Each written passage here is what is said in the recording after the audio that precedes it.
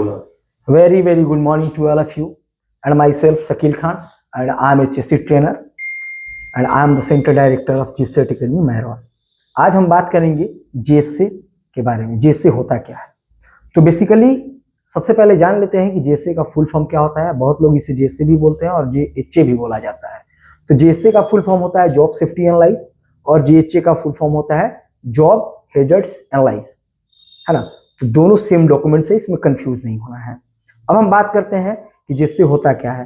तो जेएसए एक ऐसा प्रक्रिया होता है जिसमें हम किसी कार्य को सिलेक्ट करते हैं कि कौन सा कार्य का हमें जेएसए करना है, और देन उस कार्य को कितने स्टेप में किया जाएगा उसको हम डिवाइड कर देते हैं कि कितने स्टेप में किए जाएंगे, और सभी स्टेप में क्या क्या हैजर्ड्स हैं उसको रिकॉग्नाइज करते हैं, उसको आइडेंटिफाई करते हैं, और देन उस पर जो एक्चुअल कंट्रोल मेजर होता है उस पर हम एक्चुअल कंट्रोल मेजर इंप्लीमेंट करते हैं, यानी उस पर लगाते हैं, कंट्रोल मेजर लगाते हैं।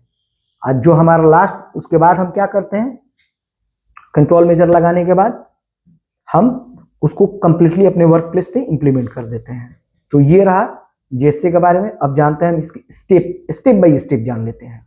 अभी तो हम स्टेप ही बताए हैं, बट अभी वन बाय वन करके हम जान लेते हैं। पहले हम क्या करेंगे, सेलेक्ट द टास्क, यानी जो आप कार्य करने जा रहे हैं, चाहे कार्य कोई सा भी हो, हॉट वर्क है, कोल्ड वर्क है ना, एक्सकवेशन वर्क हो गया, लिफ्टिंग ऑपरेशन है, तो कोई सा भी आप कार्य करने जा रहे हैं उसको पहले आप सिलेक्ट कीजिएगा कि कौन से कार्य का हमें जेएसए बनाना है ना।